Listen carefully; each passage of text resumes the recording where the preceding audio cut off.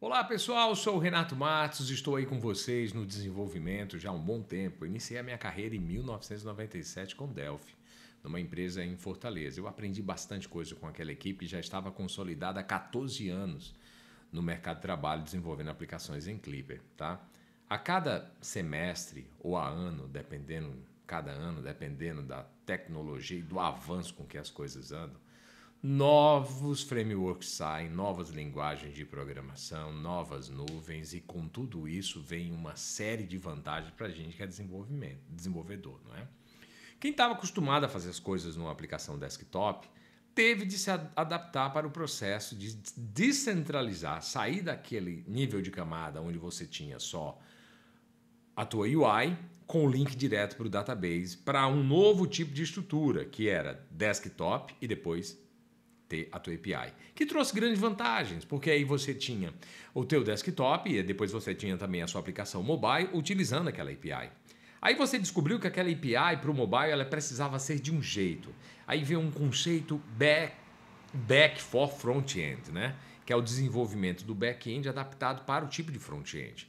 Então você teve de se adaptar mais uma vez e reutilizar suas APIs.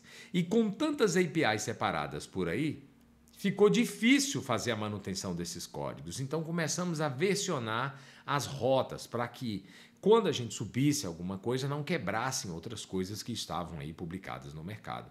E eu nem estou falando no fato da gente sair, por exemplo, de um ambiente duas camadas, onde tinha UI e banco, para sair do SOAP para o JSON e para o GraphQL. Não estou falando isso, estou falando apenas da descentralização, tá, do código ali dentro do teu ambiente de desenvolvimento. E com essa necessidade de microserviços, nanoserviços, diferentes formas de se fazer deploy, ao invés da gente pegar o código todo, buildar, fazer o processo manual, via FTP, arrastar para um servidor de aplicação web, veio aí uma outra coisa que facilitou bastante, que foi a containerização, né? Container, trabalhar com container.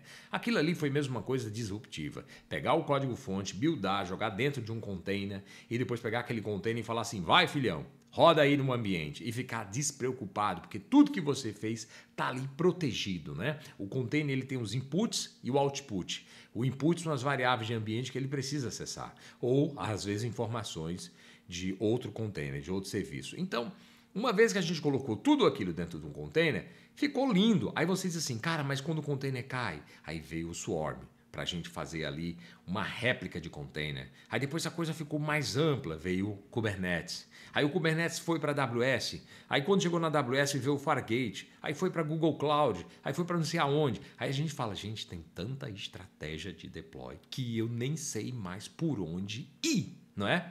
E pensando nisso, nas diversas estratégias de deploy, eu coloquei aqui algumas coisas bem legais, tá? A primeira delas aqui nesse treinamento, tá? É o AWS Hosting Strategy. Esquece esse preço, tá? Esquece esse preço porque tá sempre saindo aí novas promoções, novos vouchers. Então fala comigo, fala para mim. Renatão, tô sem dinheiro, me ajude, meu amigo, me ajude. Eu lhe ajudo, porque eu quero que você aprenda, tá? Então, olha só. Dentro de um ambiente web, as dúvidas são sempre, cara, como é que eu configuro um domain? Eu comprei o domain, o que é que eu faço com isso? Agora pega esse domain, leva para dentro da tua cloud. Aí quando ele chega na cloud, aí você fala assim, vou comprar agora um certificado SSL. Ah, mas só funciona para esse domain e eu descobri que existem subdomains. Como é que eu faço isso? Tá aqui, ó. É a primeira coisa, adquirir o teu domain, meter o certificado SSL e não pagar nada por isso. É nesse módulo aqui, tá? Nesse módulo. Depois você fala, Renato, eu fiz só uma POC, é só front-end mesmo, sabe? Será que não tinha uma solução baratinha? E aquela coisa, né? Baratinha. A gente que é desenvolvedor, a gente sente uma dor na hora que a gente tem que abrir, meter a mão na carteira e pagar por alguma coisa, né? Então, olha só. Tem solução baratinha. Se você tem só um front-end aí, uma aplicação estática com CSS, JavaScript, imagem e outras coisas, tá? Não tem ali um código dinâmico, por exemplo, com uma aplicação MVC Microsoft ou uma aplicação, por exemplo, Node.js, faça uso de um S3 Bucket. Por que não? Aí essa S3 Bucket, você começou a descobrir que dentro das regiões existem preços, existem free tiers que estão disponíveis para que você possa, por exemplo, durante aquela POC, não ter que desembolsar muito. Aí você fala, mas eu gostei, sabe de quê? Eu gostei do Novo México. Eu gostei de manter a minha aplicação lá no Alasca, usando ali uma Spot Instance. Só que o meu cliente está lá em Fortaleza, ou está lá em Natal. Como é que eu faço isso? Por que você não distribui ele com o CloudFront, né? A Netflix usa essa estratégia para que você resolva problemas de latência. Ou que tal amplificar ainda mais as coisas? Você foi lá, meteu a mão no teu código-fonte e aí você mandou um push e comitou o seu código, não é? Na tua branch, automaticamente está tudo atualizado. O Amplify ele facilita isso, tá? É bom que você conheça o Amplify. Mas se você diz assim, cara, eu tenho uma chução, é tão difícil que para colocar lá dentro de container e rodar, só eu mesmo sei. Então faça assim, aprenda a utilizar uma instância EC2, aprenda a utilizar saving plans, reserva de instâncias para poder você economizar dinheiro, ok? Aprenda a utilizar spot instance para você economizar mais ainda, aprenda a fazer um cluster auto-escalável para que você, de acordo com o volume de requisições batendo lá na sua aplicação, ela aumente horizontalmente, tá? O número de máquinas e depois reduza quando os alarmes eles forem atingidos, entendeu? Então a gente consegue fazer isso trabalhando com Outscale Group dentro de Amazon EC2. Mas aí você diz assim, eu tenho que redirecionar para A, para B, para C, precisa configurar um load balance. Mas isso aí eu preciso de um cara de infra. Não, você vai ver que você mesmo consegue fazer isso. Aí você diz assim, Renato, é tão ruim administrar isso aí. E já outros dizem assim, é tão bom, eu controlo tudo, eu sei aonde estão as variáveis, né? É verdade. Mas se você não quer ter essa dor de cabeça, eu gosto dessa dor de cabeça, dessa briga aqui do EC2, tá? Eu amo essa briga do EC2. Agora, se você quer a coisa mais ainda totalmente desacoplada desse controle de instâncias, vai para o ECS, tá? Deixa o Container Service da AWS resolver a vida, tá? Esquece de jogar os teus containers no Docker Hub, joga lá dentro, num Docker Private ou num Docker Public, tá? É muito legal. E o VPC? Sabe configurar a rede? Você tem ali sim, chegou a requisição, bateu no teu front. Aí o front, por que o front tem acesso à rede do banco? Não. Por que o front não só tem acesso a uma rede que bate diretamente no load balance? Por que o load balance não tem acesso a uma outra rede que ninguém tem, que ele roda no outro DMZ, que bate nos microserviços? E por que os microserviços não rodam numa outra rede que acessa o database e o cache, né? Que o Redis, ou como você chama, Redis, que seja, ou uma outra solução de cache que você tenha, tá bom? Aprenda a configurar isso. Aprenda a colocar assim, ó, isso aqui é público, isso aqui é privado, tá? Conceitos legais. Como é que funcionam essas máscaras? Por que tem barra 32, barra 24, barra 16, barra 8? Por que as coisas são assim? O VPC está aí para te explicar. Aí você diz assim, cara, eu quero uma coisa mais escalável, eu quero uma coisa assim, eu não quero mais depender do load balance, eu quero que as coisas sejam assim, nem de máquinas, né? Nem de máquinas. Eu quero um EKS, eu quero uma solução onde eu consiga provisionar um disco, eu consiga fazer ali aquela questão do mapeamento dos subdomains dentro da próprio desenvolvimento e eu quero fazer uso das proteções, das métricas e dos serviços de balanceamento que o próprio cluster EKS tem, bem como o RBAC, para permitir acesso. Eu gosto daquele painel do EKS que é fornecido pela própria AWS para que você consiga monitorar tudo que está em execução, não é? A gente consegue ali gerar insights em cima daquilo. Então, o EKS é uma forma também de se trabalhar. Agora, quanto é que custa essa brincadeira? Tá aqui, ó. Pricing Calculator. A gente vai verificar que cada um desses serviços tem um price model, ou seja, tem um modelo de preço que é calculado, ora, por tráfego de rede, ora por memória, ora por CPU, disco. Então a gente tem que saber como utilizar isso daí e fazer vantagem dos planos que a AWS nos oferece. E se você não conhece nada de Docker, você ainda está lá arrastando, fazendo build, zipando e arrastando zipper via FTP, aprende Docker. Tudo. Aqui eu vou te ensinar a rodar um Docker, operador de Docker, né? Docker Run, e depois eu quero criar a minha imagem, né? Eu quero ter a minha própria imagem. Vai aprender a criar uma imagem. Agora eu quero disponibilizar essa imagem dentro do Hub.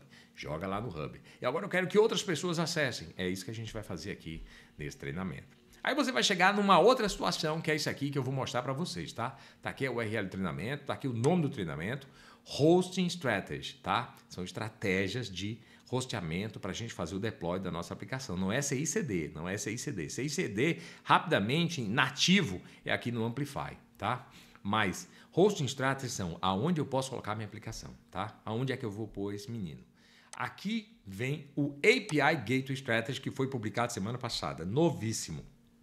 Gente, o API é mesmo uma coisa maravilhosa. Você que saiu do desktop e foi para a web e criou um monolíticozão gigante, né? O teu Godzilla, e agora você conseguiu segmentá-lo, né? Arrancar os braços, as cabeças, tudo e deixar tudo separado como um grande Lego. E aí você chegou no seguinte problema: cara, não estou conseguindo versionar isso direito. Não estou conseguindo, por exemplo, fazer um bom uso daquela questão dos microserviços, porque tem uma coisa aqui que o Python resolve bem. Tem uma outra coisa aqui que a Lambda Function me resolve bem. Tem uma outra coisa aqui que o .NET me resolve muito melhor. Já isso daqui, eu já tenho códigos prontos em Java. Então, por que você não pega essa miscelânea de microserviço, publica isso e deixa a API Gateway resolver para você? Ah, não gosto de fazer isso, porque eu tenho um código de acesso que diz assim, ó, abre o JSON, o JWT, verifica se pode ou não pode, e eu coloco isso no middleware, que ficou lindo dentro do .NET. Ah, mas esse middleware não funciona para Java. Esse middleware não funciona para PHP. Esse middleware não funciona para outras linguagens. Não funciona, ele é nativo. Então por que você não usa o conceito de segregação de responsabilidade? Tira isso de dentro do back-end, tira isso do teu back-end, cara. Deixa o back-end se preocupar com a lógica dele. E aí, essa lógica de quem pode e quem não pode fica na tua API Gateway. E é um código só, em Lambda Authorizer, que vai dizer se o cara pode seguir ou não pode seguir o fluxo. E nas rotas você diz, aqui não tem validação de controle de acesso. Aqui tem validação de controle de acesso. Aqui eu vou fazer o caixa, aqui eu não vou. Aqui nesse treinamento a gente vai ver o seguinte, tem algumas requisições, nós vamos forçar uma rota lenta, que ela vai demorar assim uns 40 segundos, tem internamente lá um delay lá, tá? Para poder fazer a coisa demorar mesmo. E aí toda vez que bate a gente fica indignado com aquilo, principalmente quando é um código legado, a gente não consegue meter a mão. Mas você fala, cara, se eu fiz um pedido agora, tá? E essa informação não vai mudar, por que eu não meto isso num caixa? Agora, se for uma outra pessoa, eu tenho que invalidar esse caixa, né? Então, às vezes, eu tenho de invalidar por uma informação no header, por uma informação na query string, por uma informação no body, por uma combinação disso. Então, essa variação do cache você pode deixar também dentro da tua API Gateway. Fazendo isso, você não precisa dizer para o back-end, olha, coloca lá na tua lógica, se vir a requisição, pega do Redis, se não tiver no Redis, pega do banco, depois pega do banco, joga no Redis, aí depois joga para a API Gateway. Deixa a API Gateway fazer isso para você. Nas rotas, o controle, o time to live da requisição TTL vai ficar pela tua API Gateway, tá? Configuração do Postman e do Thunder Client para fazer as requisições contra o teu back-end. Montar uma estrutura para poder você rodar a API Gateway. Conhecer tudo que tem lá dentro de uma API Gateway, como as áreas de stage, resolver problema de core. Cansei de ver middleware, sabe? Desde o .NET, do framework 1.0 até o 8. Esses middleware que funcionavam num e agora não funcionam em outro para resolver problema de cores. Quando um front-end lá, JavaScript, tenta acessar teu back-end e cai de cara e tem um problema. Então, o core também consegue ser resolvido pela tua API Gateway.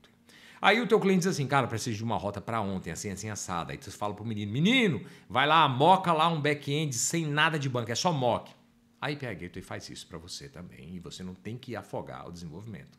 E aí você fez um serviço que ficou, como se diz cá em Portugal, porreiro, pá. Aí o serviço é assim, ó.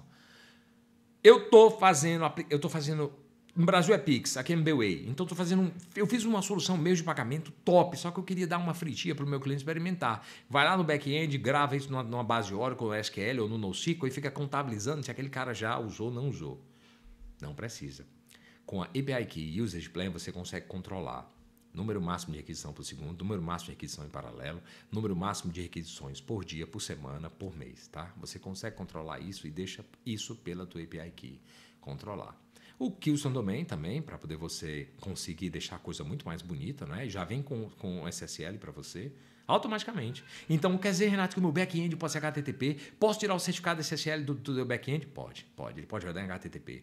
Cria uma rede do teu back-end para a tua API Gateway e a tua API Gateway faz aí a publicação SSL. E ninguém acessa mais o seu back-end, a não ser que seja pela tua API Gateway. E se o teu back-end, ele obriga que o teu cliente tenha um certificado SSL? E agora? Como é que eu faço isso na API Gateway? Nós temos aqui alternativas para isso, trabalhando com Client Certificate, tá? Outra coisa legal é Lambda Function, tá? Você tem uma rota, você precisa fazer uma coisa assim, get saldo. É um método, cara. Você não quer criar aquele back-end, você quer trabalhar com aquela estrutura.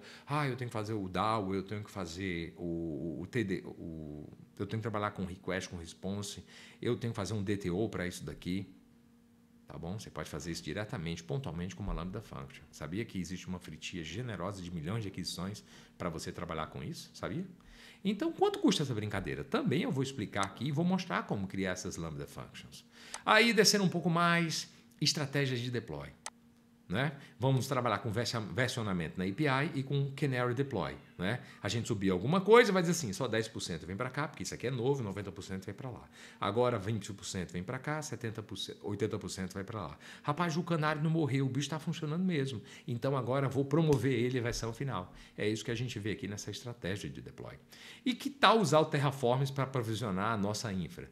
Esse Terraforms tem tanto nesse treinamento quanto nesse outro, quando a gente chega aqui no EKS. Que é algo que eu estou agora também atualizando. Eu acabei de lançar vídeos novos ontem, vou lançar mais vídeos agora no fim de semana sobre Terraforms, tá? A ideia é, fiz o commit, os containers foram construídos, foram publicados. E a infra? Por que é que eu tenho que falar, menino, sobe lá alguma coisa? Não, o Terraform tem que estar aí para que ninguém meta a mão, nem o desenvolvedor no ambiente, nem o pessoal da infra no ambiente, tá bom?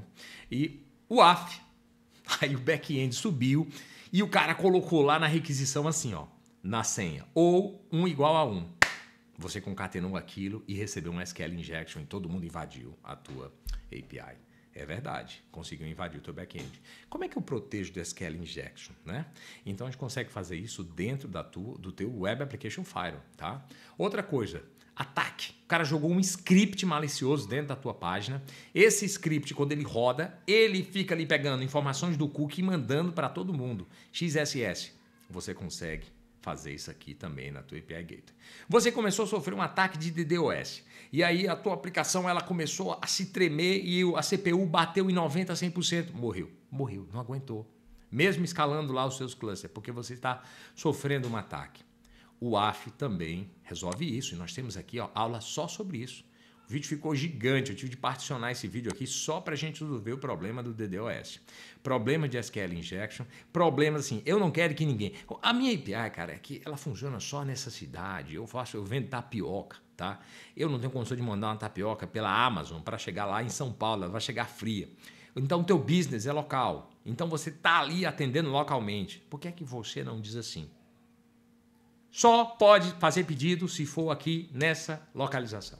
É isso. Então você consegue bloquear também por país, por IP, por uma regex, tá? Ou por uma outra expressão que você construa através do Rally Builder dentro do AF. E como é que funciona essa Access Control List? É isso aqui que eu vou mostrar para vocês. É um curso mesmo que está top, e eu te convido aí a experimentar, tá? E a Udemy é generosa com as promoções e conto com vocês até o próximo treinamento.